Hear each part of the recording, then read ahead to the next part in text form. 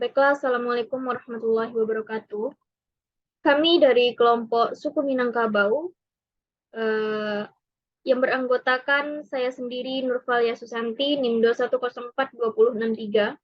Kemudian rekan saya Miftahul Hasnah dengan NIM 2104249. Kemudian rekan saya yang bernama Muhammad Fadil Ista dengan NIM 2005263. Selanjutnya Kurnia Novera dengan NIM 2005891.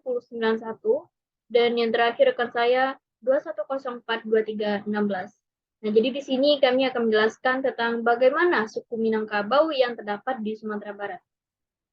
Nah, ini sekilas bentuk dari infografis yang telah dirancang oleh kelompok kami. Kemudian dari infografis tersebut, maka kami dari kelompok suku Minangkabau akan menjelaskan, yaitu yang pertama tentang sejarah Minangkabau. Nah, materi sejarah Minangkabau ini akan dijelaskan oleh rekan saya kepada Muhammad Fadil, disilahkan. Baiklah, terima kasih kesempatannya moderator. Secara umum, sejarah Minangkabau dapat kita ketahui melalui Tambo. Tambo adalah suatu hikayat yang menjelaskan tentang asal-usul nenek moyang orang Minangkabau, sampai tersusunnya ketentuan-ketentuan adat dan budaya Minangkabau yang berlaku sekarang. Sejarah Minangkabau memang banyak diliputi ketidakpastian, terutama waktu sebelum kedatangan Islam. Dalam masyarakat Minangkabau masa lampau, penyebaran Tambo umumnya berlangsung dari nenek ke mamak, kemudian dari mamak ke keponakan, secara terus-menerus. Terdapat berbagai jenis Tambo, ada yang dimasuki interpretasi pribadi, dan ada pula yang khusus menulis adat saja. Tetapi, dalam ketidakpastian catatan sejarah itu, masyarakat Minangkabau umumnya sepakat mengatakan bahwa nenek moyang mereka berasal dari puncak Gunung Merapi di Sumatera Barat, sebagaimana terungkap dalam Memang Adat sebagai berikut. Dari mana titik Palito, dari Tanglung dan Merapi. Dari mana asal nenek moyang kita, dari puncak Gunung Merapi. Baiklah, sekian dari saya. Saya kembalikan ke moderator.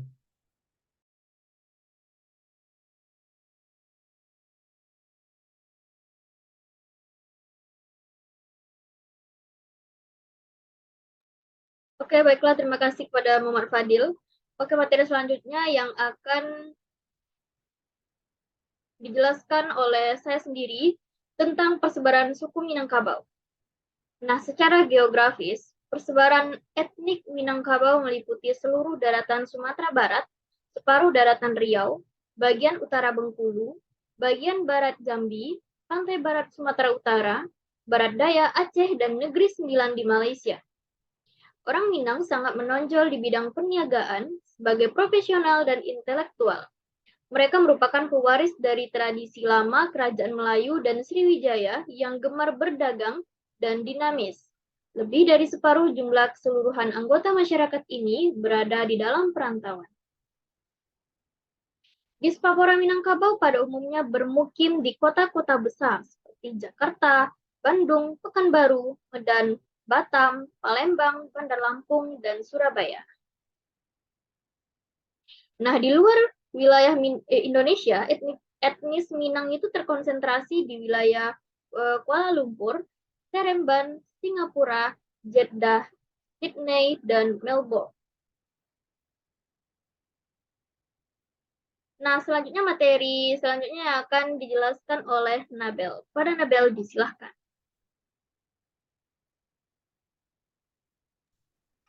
Terima kasih moderator.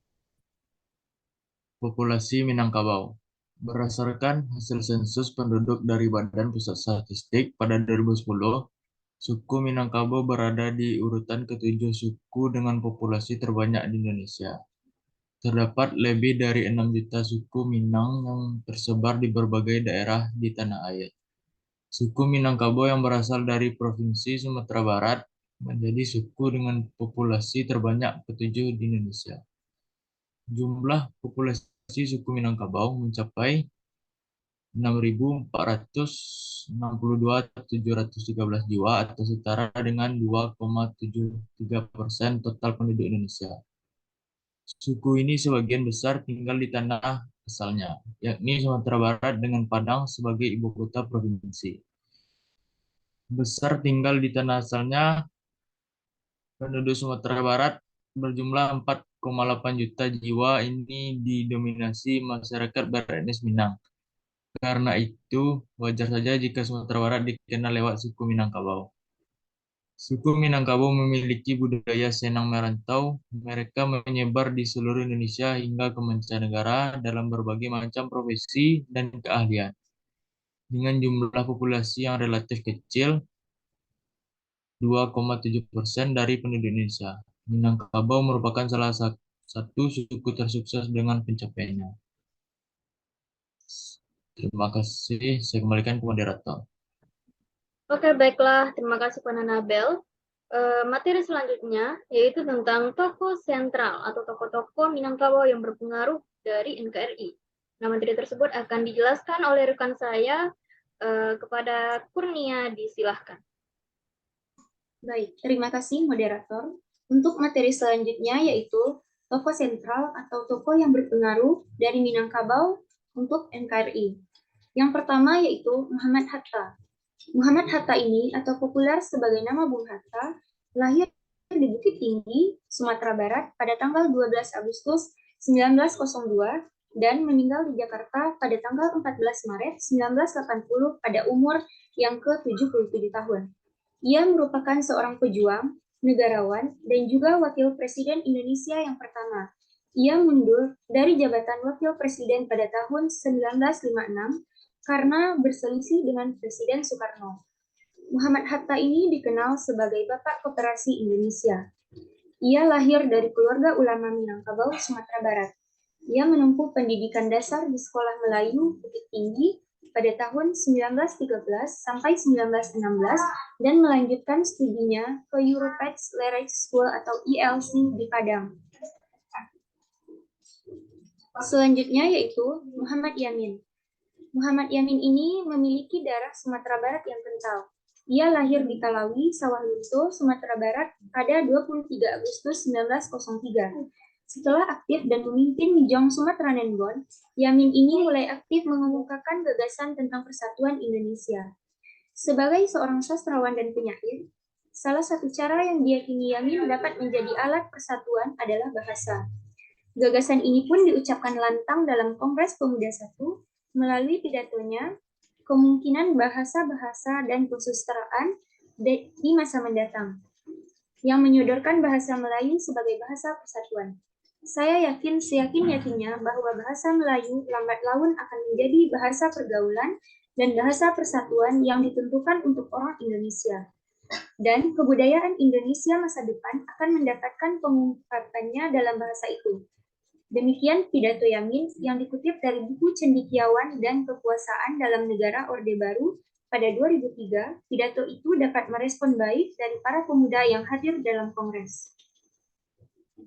Selanjutnya yaitu Tuanku Imam Bonjol. Tuanku Imam Bonjol ini lahir di Bonjol, Luha Agam, Pagaruyung pada 1 Januari 1772 dengan nama Muhammad Syahab. Dia selanjutnya dikenal oleh masyarakat setempat dengan nama Syekh Muhammad Said Bonjol atau Inyek Bonjol. Bonjol sendiri merupakan suatu kampung yang berada di daerah Sumatera Barat. Kampung ini terkenal karena Muhammad Syahab dilahirkan dan berjuang bersama-sama dengan seluruh lapisan masyarakat di tempat itu. Mereka saling bekerja sama, menentang penjajahan dan memperjuangkan kemerdekaan Indonesia. Sebagai salah seorang pemimpin dari Harimau Nan Salapan, Tuanku Nan Renceh dari Kamang, Agam menunjukkan sebagai imam atau pemimpin bagi kaum padri di Bonjol. Ia akhirnya lebih dikenal dengan sebutan Tuanku Imam Bonjol. Kehidupan Imam Bonjol mencerminkan keteladanan dan kesederhanaan. Patutlah jika Badan Penelitian dan Pengembangan atau Litbang Agama memilih dirinya untuk ditulis biografinya dengan harapan perjuangannya dapat dijadikan sebagai pedoman hidup oleh generasi selanjutnya. Demikian pemaparan materi dari saya kembalikan ke moderator. Oke, baiklah. Terima kasih kepada Kurnia. Penjelasan materi terakhir yaitu tentang nilai luhur kearifan lokal budaya suku Minangkabau yang akan dijelaskan oleh rekan saya, Miftahul Hasnah. Kepada Miftahul Hasnah, disilahkan. Baik, terima kasih kepada moderator. Di sini saya akan menjelaskan materi mengenai nilai luhur atau kearifan lokal budaya suku Minangkabau. Tradisi lubuk larangan atau ikan larangan merupakan tradisi masyarakat yang banyak ditemui di Sumatera, khususnya di Provinsi Sumatera Barat. Salah satu daerah di Sumatera Barat yang melaksanakan tradisi ini adalah Jorong Tanjung Durian, Kenagarian Seberang Kenaikan, Kecamatan Gunung Tuleh, Kabupaten Pasaman Barat. Jorong atau kampung ini terdapat aliran sungai dengan lebar 20 sampai 25 meter dan memiliki kedalaman 0,5 sampai 1,5 meter dengan panjang kurang lebih 4,5 kilometer. Sungai atau batang ini diambil dari nama kenagariannya, yaitu sungai atau batang kenaikan. Tradisi lubuk larangan ini merupakan tradisi masyarakat Jorong Tanjung Durian dalam menjaga atau melestarikan ekosistem sungai. Tradisi ini adalah tradisi di mana aliran sungai diisi oleh bibit ikan yang kemudian dibiarkan hidup bebas tanpa ada yang boleh mengambilnya sampai pada batasan waktu tertentu. Ikan-ikan tersebut dibiarkan hidup bebas sampai siap dipanen atau diambil. Dalam proses panen ikan ini, terdapat aturan yang hanya membolehkan masyarakat memanen ikan menggunakan alat-alat yang ramah dengan lingkungan. Alat tangkap yang boleh dipakai adalah pancing, jala atau jaring, atau jalo, dan tombak kecil. Sedangkan alat setrum listrik dan racun tidak boleh digunakan. Karakter yang terdapat dalam tradisi lubuk larangan ini adalah sikap saling menghargai dalam musyawarah, hidup patuh dan disiplin dengan mematuhi aturan serta menjauhi larangan yang telah disepakati bersama. Peduli sosial karena membantu sesama warga yang sangat membutuhkan, kreatif dan mandiri dalam mencapai tujuan baik, sopan santun dalam bertindak, serta peduli terhadap lingkungan. Hidup bersama yang baik merupakan hidup yang seimbang antara sesama manusia dan lingkungan. Baik, terima kasih. Saya kembalikan ke moderator. Oke, baiklah. Terima kasih kepada Miftahul Hasnah. Nah, mungkin sekian penjelasan materi tentang suku Minangkabau yang telah dijelaskan oleh beberapa rekan saya tadi. Namun di samping itu kami juga akan mempersembahkan video yang mana video ini berguna untuk menjelaskan suku Minangkabau secara umum. Oke, ini.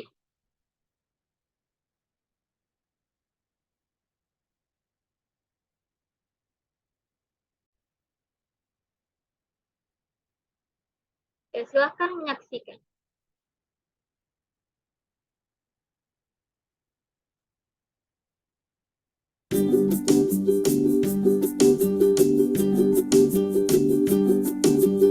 Mengenal suku Minang. Teman-teman Smart Point, ayo kita mengenal tentang suku Minang. Suku Minang adalah kelompok etnis yang terdapat di Provinsi Sumatera Barat. Suku Minang sering disebut sebagai orang Padang atau orang Awak. Orang Minang gemar berdagang dan merantau ke daerah lain, dan bahasa daerah yang digunakan suku Minang adalah bahasa Minang. Legenda suku Minang yang terkenal adalah Malen Kundang. Rumah adat suku Minang dinamakan Rumah Gadang. Rumah Gadang terbuat dari kayu dan mempunyai bentuk dasar seperti balok. Lengkung atap rumahnya sangat tajam seperti tanduk kerbau.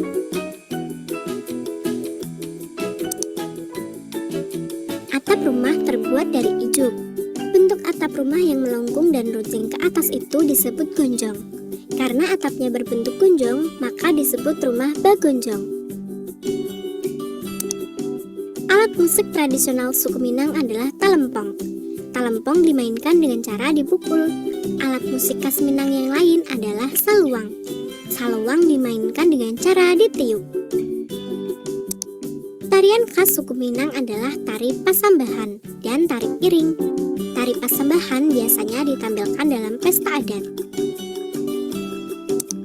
Makanan khas suku Minang yang sangat terkenal adalah rendang. Selain rendang, makanan yang digemari adalah sate padang dan dendeng balado. Nah, teman-teman, itu tadi adalah tentang suku Minang. Sampai jumpa.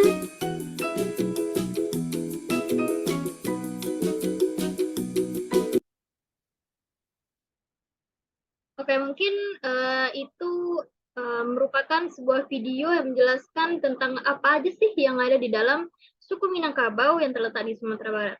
Nah, mungkin dengan penampilan video tadi, mungkin juga sebagai penghujung dari penyampaian materi yang disampaikan oleh kelompok suku Minangkabau.